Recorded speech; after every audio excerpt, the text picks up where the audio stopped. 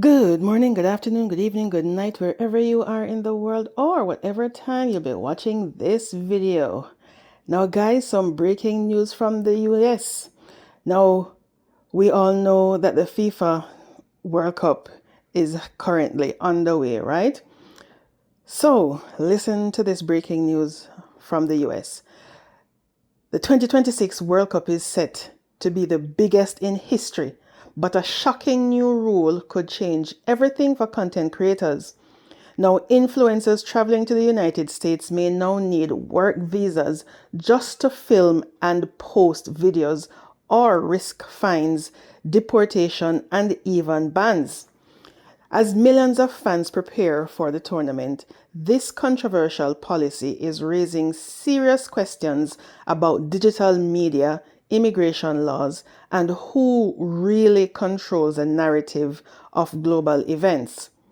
In this video, we break down the influencer visa crackdown, what it means for creators, and how it could impact the way you experience the World Cup.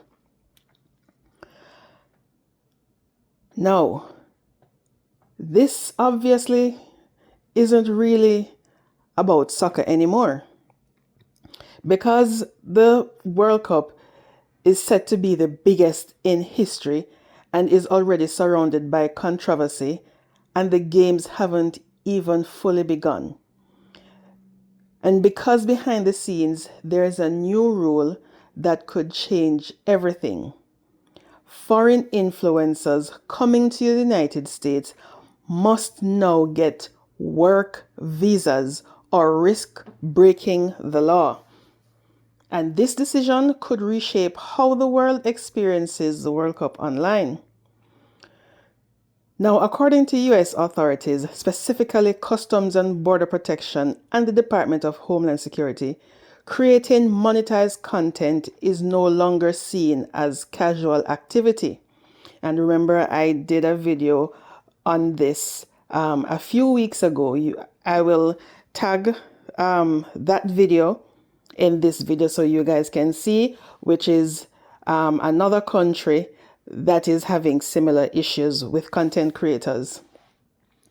So content creating, it's officially considered employment.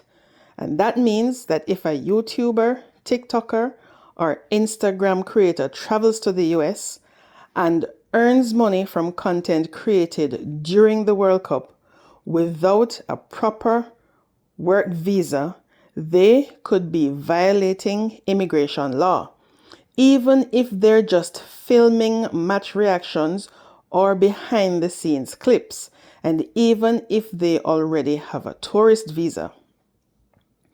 Now, this rule hits at the heart of FIFA's modern strategy, because today the World Cup isn't just broadcast TV.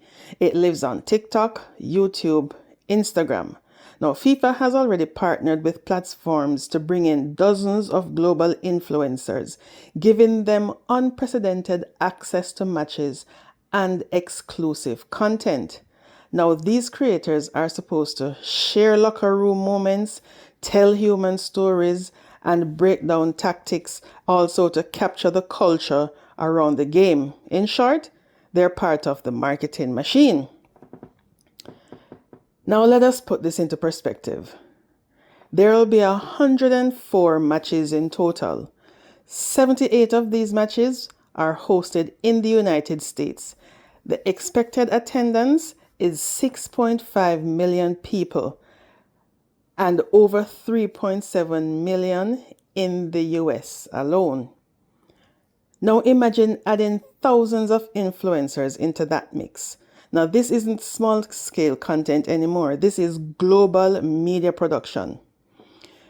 Now, let us look at where things get complicated, right? Because many influencers typically travel using the tourist B1, B2 visa.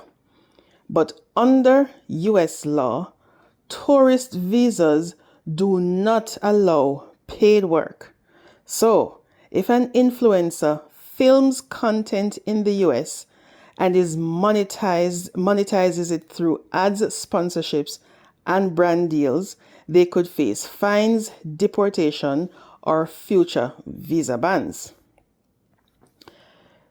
Now, of course, there is a workaround. So some influencers may qualify for the O1 visa, which is reserved for people with extraordinary ability. And these includes individuals in arts, media, business, sports. But here's the issue. Not every influencer qualifies. And even for those who do, the process is complex, expensive, and time consuming. Now, how will they monitor all of this, right? Well, authorities aren't just relying on paperwork. Reports suggest enforcement may include increased airport inspections, border questioning, and monitoring of social media activity. Yes, your own content can be used as evidence against you. As one warning implies, your videos could give you away. And guys, remember that now when you're traveling to the US, when you get to the border, they can and will ask you for your phones, to search your phones.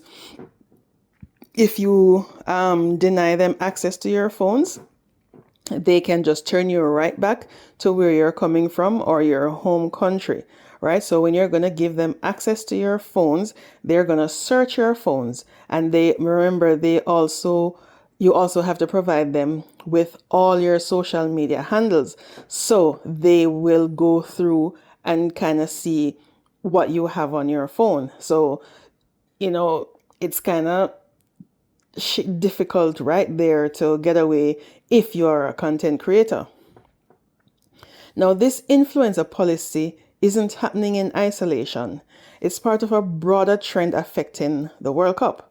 Now, visa delays for fans and officials, entry denials even with valid documents, and increased scrutiny of certain nationalities. In fact, some teams and staff have already faced long interrogations, restricted movement, denied entry at airports. Remember, there is one official, a Somali official, who was denied entry in the United States. And critics say this raises serious concerns about fair access, global inclusion, and the spirit of international sport. Now, there is some confusion and backlash, right? Because online reactions have been mixed. Some argue that this is just enforcing existing law, while others say that this could ruin the fan experience. Because honestly, let's be real, in 2026, influencers aren't just content creators, they are the media. And guys, as we all know, everybody has their phone out in whatever they're doing. You're just walking on the street, you're doing your influencing. It doesn't take much for you to, you do your influencing with every and anything, right? Now, who is going to control this narrative? This situation raises a deeper issue. Now, who gets to tell the story of World Cup? Traditional broadcasters, FIFA-approved partners, or independent creators from around the world? Because restricting influencers doesn't just affect individuals. It affects how billions of fans experience the tournament. And guys, to be real, we all know that a lot of people now, they follow social media. They follow their content creators. Because if you're going to say, okay, if there's a choice between CNN and Kaby, and both of them are broadcasting from the World Cup, who is most likely going to get more views in watching World Cup? Kaby, because he has a wider reach. Not everybody is going to follow BBC News Channel, but a lot of people will follow Kaby. Now, this could be a defining moment, and for the first time, governments are clearly drawing a line between traveling and content creation as labor. And the message is clear. If you're making money, you are working. So, as the world prepares for the biggest World Cup ever, the real battle might not just be on the field. It could be at airport checkpoints, in visa applications, and across social media platforms. Because in 2026, even posting a video could come with a price. Now, if you found this breakdown insightful, like the video, comment your thoughts. Is this fair or is it an overreach? And subscribe for more deep dives into global stories shaping the world. And guys, when we honestly look at this, if this is going to be what a lot of people are subjected to, it's going to be very difficult for content creators because, of course, in my previous video, as I stated, you do have like travel content creators, right? So you can't just up and go and post or live stream where you're coming from. So unless persons are going to go to these events or countries or whatever and video the information or video the events, video the content, and then wait until they return to their home country, then they post it.